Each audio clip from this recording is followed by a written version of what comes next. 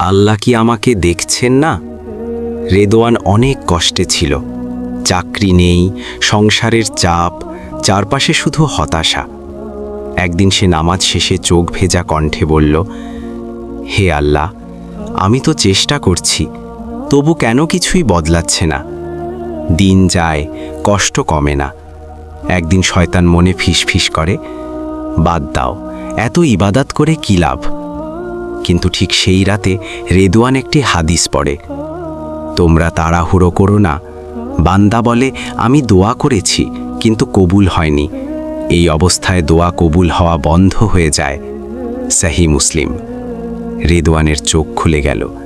সে বুঝল, আল্লাহ দোয়া শোনেন, কিন্তু সময়টা আল্লাহই ঠিক করেন। দেরি মানে না বলা নয়। রেদওয়ান আবার চেষ্টা শুরু করল। নামাজ ছাড়েনি, হালাল চেষ্টা ছাড়েনি। মানুষের ওপর ভরসা কমিয়ে আল্লাহর ওপর ভরসা বাড়ালো।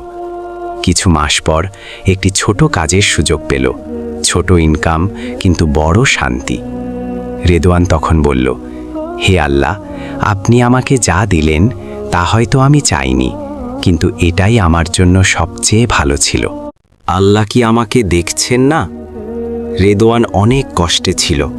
চাকরি নেই, সংসারের চাপ, চারপাশে শুধু হতাশা। একদিন সে নামাজ শেষে চোখ ভেজা কণ্ঠে বলল, হে আল্লাহ, আমি তো চেষ্টা করছি, তবু কেন কিছুই বদলাচ্ছে না? দিন যায়, কষ্ট কমে না। একদিন শয়তান মনে ফিসফিস করে, বাদ দাও, এত ইবাদত করে কি লাভ? কিন্তু ঠিক সেই রাতে রেদওয়ান একটি হাদিস পড়ে, তোমরা তাড়াহুড়ো করো না। বান্দা বলে, আমি দোয়া করেছি কিন্তু কবুল হয়নি। এই অবস্থায় দোয়া কবুল হওয়া বন্ধ হয়ে যায়। সহি মুসলিম। রেদওয়ানের চোখ খুলে গেল। সে বুঝল, আল্লাহ দোয়া শোনেন, কিন্তু সময়টা আল্লাহই ঠিক করেন। দেরি মানে না বলা নয়।